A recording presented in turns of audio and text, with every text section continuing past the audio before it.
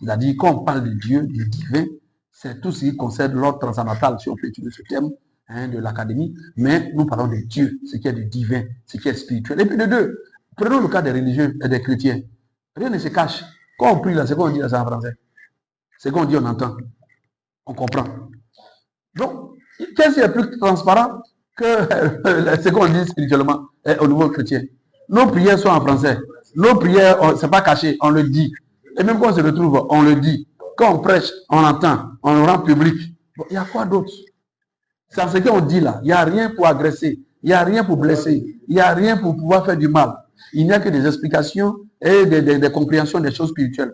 On fait connaître la volonté de Dieu, la pensée de Dieu. Ce que lui qui a créé la terre, qui a créé l'homme là, il dit sa parole là, c'est la notice de l'homme. C'est ce que nous disons. Nous parlons d'amour, de convivialité, d'union, de paix, de prière, de délivrance, de guérison. Nous parlons des choses qui participent au bonheur, au bien-être de la société. Donc, il n'y a rien de compliqué. Nous ne nous adressons pas à un homme pour guérir un homme, on s'adresse à Dieu pour guérir. Et on parle des dons spirituels, ainsi de suite. Donc, franchement, la Bible, là, ce n'est pas caché. La Bible est là. Ce n'est pas nous-mêmes, les pasteurs là, qui éditons la Bible. La Bible est éditée ailleurs. Et puis nous-mêmes, on lit. Donc, ce qui est écrit dedans, là, ça dépasse l'entendement de tout le monde. Donc, là, nous ne sommes pas responsables de quoi que ce soit. Nous sommes responsables spirituellement. Donc, franchement, ça, il faut qu'on montre ce caractère spécifique, comme nous l'avons déjà dit. Et puis, c'est clair rapidement. Et que bon, voilà, c'est clair. Donc, on l'a déjà dit. Alors maintenant, la promotion du genre. Ça aussi, nous, on a fait une proposition dessus. C'est pas nous qui sommes contre. Hein. Les religieux obéissent à des livres saints. Je prends le cas de l'Église, nous obéissons à la Bible. Et la Bible a déjà défini ce que nous devons entendre par Dieu créa l'homme et la femme. Donc, soit c'est l'homme, soit c'est la femme. Ça, c'est pas nous qui le disons. Parce que nous-mêmes là, depuis on est né, on voit soit femme, on voit soit garçon. Voilà, ça, c'est ce que nous connaissons.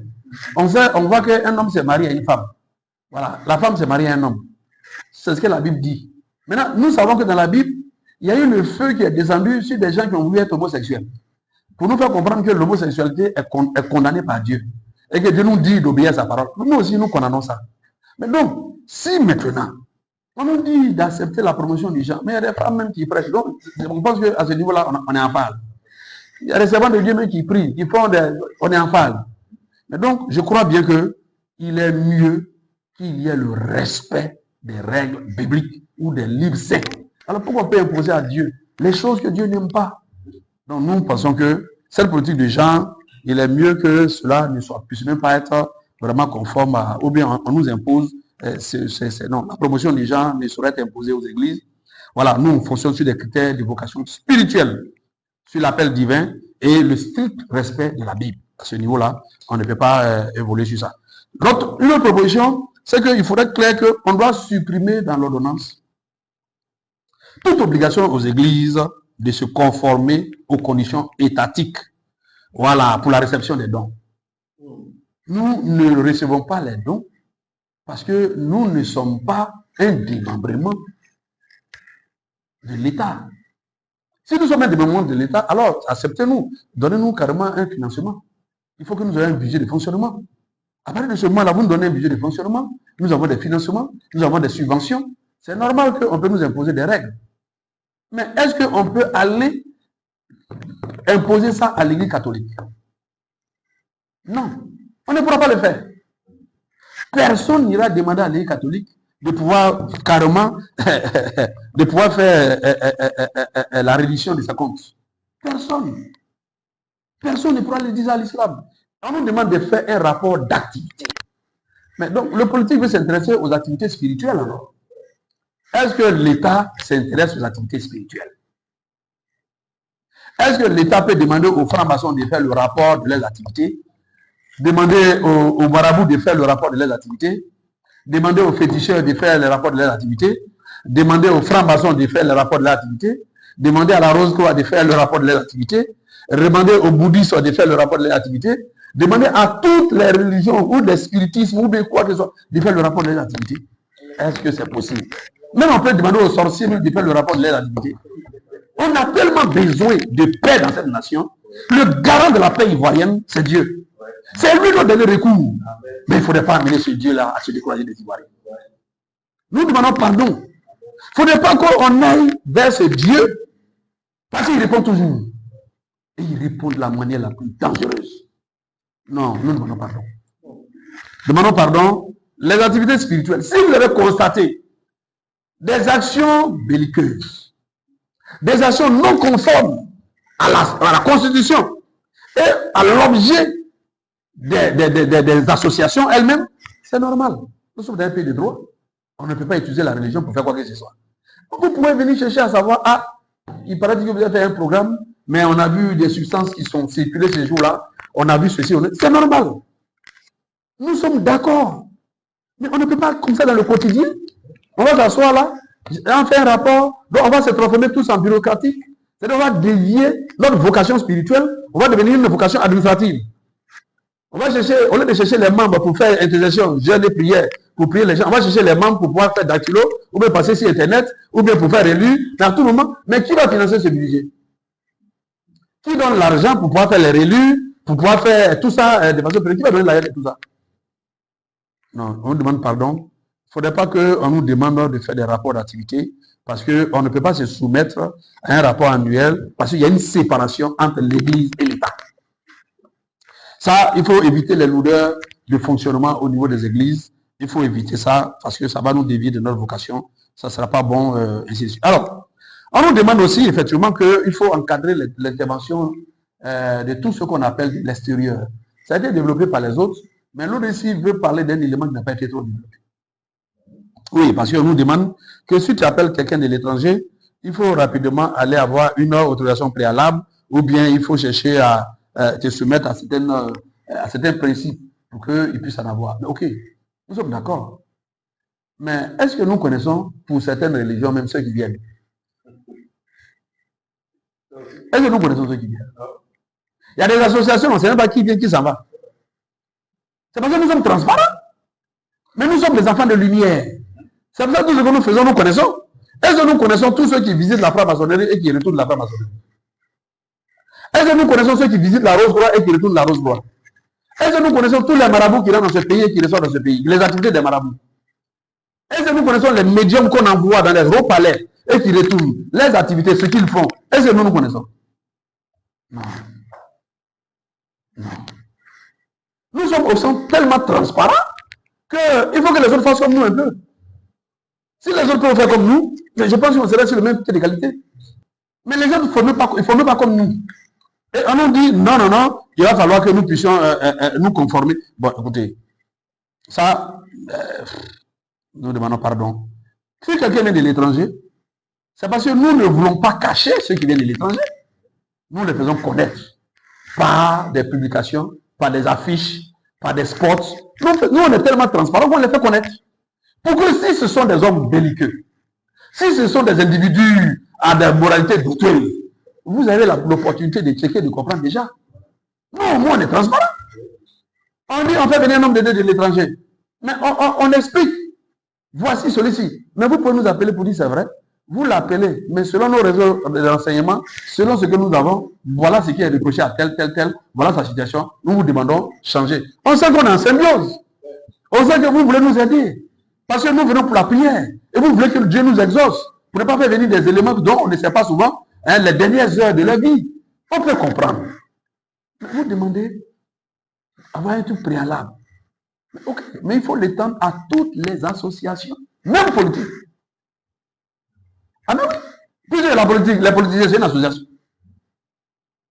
L'État subventionne les partis politiques. Est-ce que l'État subventionne les religions? Est-ce que les guerres dans ce pays-là, ce sont les guerres de la religion? Ce n'est pas la guerre des partis politiques. Mais c'est nous qui prie pour que vous puissiez vous aimer. Est-ce qu'on a une fois vu un politicien qui dit je souhaite que vous vous aimez en Côte d'Ivoire, aimons-nous en Côte d'Ivoire? Ce n'est même pas dans vos langages. Nous sommes d'accord qu'il faut assainir. Il faut assainir. Mais je crois que les églises, surtout les églises évangéliques protestants, nous sommes les plus transparents. Ça veut dire que nous ne cachons même pas ce que nous invitons. Nous sommes tellement transparents que nous n'avons même pas peur de mettre la photo de ce que nous invitons. Nous sommes tellement transparents parce que nous sommes des enfants de lumière que nous ne cherchons pas à voiler. D'où ils viennent, qui sont-ils, ainsi de suite. On les fait passer même sur les radios. à la télévision, sur les réseaux, de telle sorte que s'il y a un cas douteux, mais ça soit porté à la connaissance de tout le monde. Mais est-ce qu'on ne doit pas nous saluer pour ça? Je pense que l'ordonnance devait dire, comme les religieux, il faudrait que quiconque vient dans cette nation, il faudrait qu'il y ait une publication préalable afin de savoir s'ils ne sont pas des personnes douteuses ou pas. Il faut nous féliciter pour ce que nous faisons dans la transparence. Non. Nous demandons pardon, que ça soit supprimé et qu'on puisse évoluer vraiment. C'est très important là-dessus. Alors, pour cela, nous voulons faire un plaidoyer à son Excellence, le Président de la République. Nous voulons demander pardon au Président de la République. Vous voyez, ce pardon, l'ODC le fait comme le pardon de Lot. Nous assimilons ce pardon au pardon de Lot. Quand les gens de sa population voulaient s'en prendre aux anges qui sont rentrés chez lui, Lot a demandé pardon. Laissez ceux qui sont venus nous rendre visite. Laissez les invités. Je vous demande pardon. Même si bien fâché, je peux trouver un autre moyen d'échange. C'est ce pardon-là que nous faisons à son Excellence le Président. Nous demandons pardon. Dieu qui est venu, qui s'est révélé aux Ivoiriens et qui s'est révélé surtout, je peux dire, aux chrétiens. Son activité là, on demande pardon. Faciliter l'activité de Dieu dans la nation. Nous demandons pardon parce que le père Oufo-Boigny, paix à son âme, on l'a vu ici construire des basiliques, construire des mosquées. Et il a fait pour montrer que loin de pouvoir être à la fois musulman, catholique, protestant, évangélique, mais en tant que président de la République, ce qu'il peut faire, il le fait afin d'encourager les initiatives spirituelles. Lui qui est le père de la nation, il n'a jamais montré un seul instant un caractère belliqueux, mauvais. C'est-à-dire, lui, il n'a jamais été péjoratif envers la religion. Nous demandons pardon à son Excellence. Le contexte ivoirien actuel, c'est un contexte où les chrétiens et surtout les Ivoiriens ont besoin de se tolérer, de se pardonner. Où les hommes de Dieu, les religieux ont besoin d'être exaucés par Dieu. Il n'y a rien qui arrive dans cette nation que Dieu ne l'ait révélé d'avance à ses serviteurs, les prophètes. Son Excellence, nous vous demandons pardon. L'ODC vous demande pardon. Ce texte-là, vraiment, transformer ça en loi. Nous vous demandons pardon. Permettez aux députés, après consultation, c'est-à-dire nous, les intéressés, les concernés ou les parties prenantes, que les députés puissent se plancher en notre faveur. Que ce soit un texte pour le bien-être des religieux, que ce soit pour un statut particulier des religieux. Nous voulons le succès de votre gouvernance. Et le succès de votre gouvernance passe par la considération des choses civiles. Le succès de votre gouvernance passe par l'amour ou l'acceptation des Ivoiriens par rapport à votre politique. Le côté de Dieu là, c'est un haut niveau. Nous demandons pardon. Son Excellence, nous demandons pardon. Bien le Père de la nation, nous sollicitons votre bienveillance et votre haute sagesse, franchement, quant à la ratification, franchement, de ce projet d'ordonnance. Nous vous demandons pardon. Dans sa formulation actuelle, Monsieur le Président, ça sera difficile pour Dieu de nous exaucer. Personne ne peut aller contre une colère de Dieu. Et personne ne pourra tenir devant la colère de Dieu. Les seules entités que Dieu écoute dans la nation, c'est ceux qui l'adorent. Et nous qui l'adorons, nous connaissons sa volonté par son Esprit Saint. Nous demandons pardon. Pardon que cette ordonnance ne puisse pas être vraiment ratifiée. C'est un pardon que nous vous demandons. Nous sommes conscients du rôle fondamental que vous jouez dans la nation. Mais nous nous trouvons aujourd'hui à la croisée des chemins où le contexte ivoirien actuel tel qu'il est, il faut Dieu. Et c'est notre dernier rempart, notre dernier recours. le monde se tourne vers Dieu pour préserver cette nation de tout ce qui arrive et qui risque d'arriver. Les Ivoiriens ont beaucoup sur le cœur. Et c'est Dieu qui console chaque Ivoirien. Il ne faudrait pas que ce Dieu-là se fâche. Nous implorons votre clémence et votre sens profond de la justice. Oui, parce que vous avez parlé et défini du vivre ensemble. Mais nous vivons ensemble dans notre diversité. Nous vivons ensemble dans notre diversité aussi religieuse. Nous sommes tous ensemble et nous vous demandons pardon. Excellence, l'Odessi est à genoux pour que vous puissiez accorder cette grâce ultime à l'Église et que nous ne puissions pas voir cela. Pourquoi? Parce que vous voulez, et vous allez continuer de nous gouverner, mais en tenant compte du bien-être que nous souhaitons. Voici le premier élément des religieux. Nous sommes les plus nombreux. Nous sommes les plus nombreux. Ajoutez cela à la société civile, mais nous sommes les plus nombreux. Mais demain, vous allez revenir vers nous pour vous voter. Et vous allez demander que nous puissions vous voter. Mais aujourd'hui, nous venons vers vous. On vous demande pardon. Aujourd'hui, là, nous allons tout de vous demander pardon. Monsieur le Président, nous vous demandons pardon. L'Odessi demande pardon au nom de tout le monde. Pardonnez. Vraiment, ce projet-là, on vous demande pardon. Ne le ratifiez pas. Nous voulons aussi demander pardon au président de l'Assemblée nationale, à son Excellence Adama Barrow. C'est vous qui êtes le patron de l'hémicycle et le patron de l'Assemblée nationale. Nous vous demandons pardon, vous qui êtes attachés aux valeurs démocratiques, d'ailleurs, parce que c'est à l'hémicycle que se fait la démocratie. Et l'expression du pluralisme, c'est à l'Assemblée nationale. Nous vous sollicitons et nous vous adressons cette doléance, ce plaidoyer, pour que vous puissiez peser de votre poids, pour qu'il n'y ait pas de ratification. Aujourd'hui, c'est le tour des hommes de Dieu de vous demander une action particulière. Allez-y attraper le pied au nom du peuple de Côte d'Ivoire, des religieux les plus nombreux et de la société civile. Je vous demande d'aller attraper le pied du président de la République pour nous. Pour dire, Sabari, Idjo, Piachi. Vraiment, tes fils, tes enfants, tes frères, tes petits-enfants, que Dieu a pris pour les mettre à côté d'eux, pour l'adorer, demande de ne pas ratifier ça. L'Église de Côte d'Ivoire vous demande pardon. Les religieux vous demandent pardon. C'est vrai, je ne parle pas au nom de la société civile, mais nous sommes les pères spirituels. Nous demandons pardon. Pardonnez, ne faites pas passer ça. Nous voulons demander aussi pardon à notre maman Kandiak, la présidente du Sénat, la vénérable. Puisez en vous-même la force que vous avez pour aller demander pardon pour nous.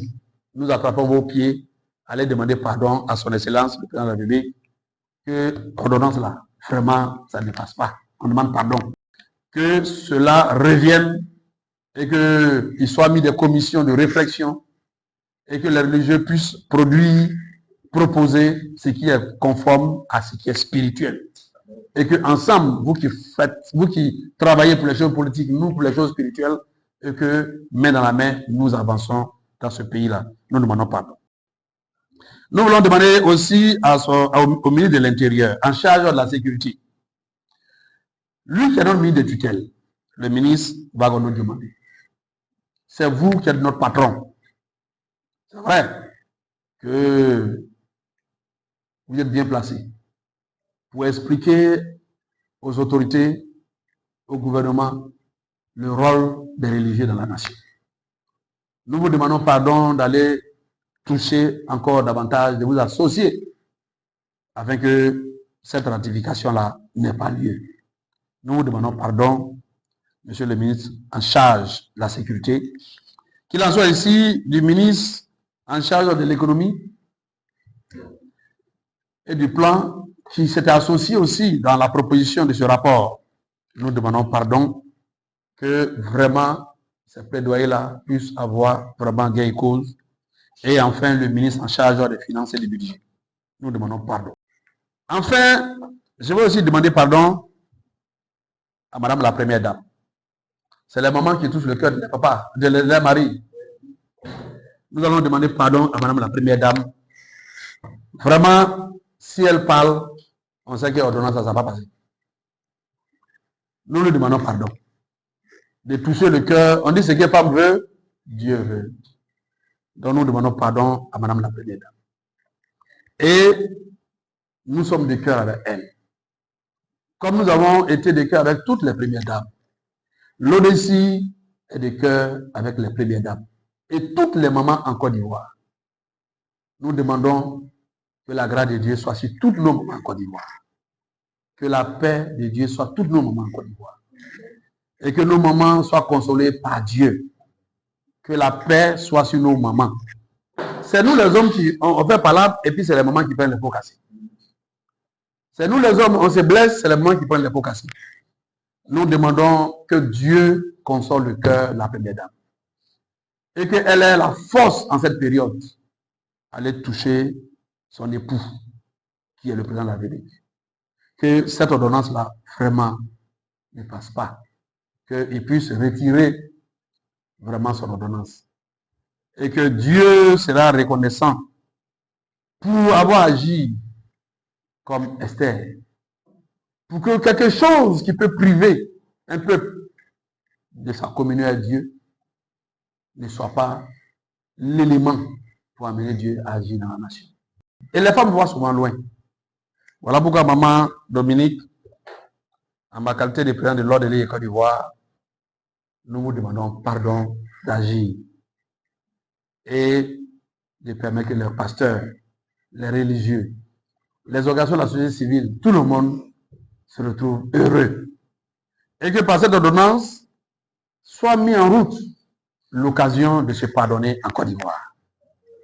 Nous initions ces pardons pour qu'il y ait des pardons en Côte d'Ivoire. Parce que sans le pardon mutuel, ça sera difficile. Donc, maman Dominique, maman Ouattara, je vous demande pardon. L'ODC vous demande pardon. Les pasteurs vous demandent pardon. Intervenez pour que le cœur de Dieu soit vraiment apaisé.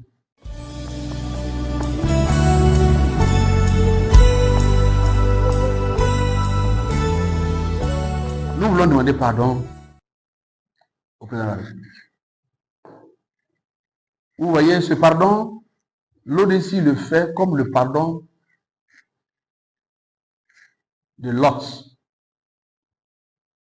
Nous assimilons ce pardon au pardon de Lot. Quand les gens de sa population voulaient s'en prendre aux anges qui sont rentrés chez lui, Lot a demandé pardon. Laissez ceux qui sont venus nous rendre visite. Laissez les invités. Je vous demande pardon. Même si vous êtes fâché, je peux trouver un autre moyen d'échange. C'est ce pardon-là que nous faisons à son excellence le président. Nous demandons pardon. Dieu qui est venu, qui s'est révélé aux Ivoiriens et qui s'est révélé surtout, je peux dire, aux chrétiens. Son activité là, on demande pardon. Faciliter l'activité de Dieu dans la nation.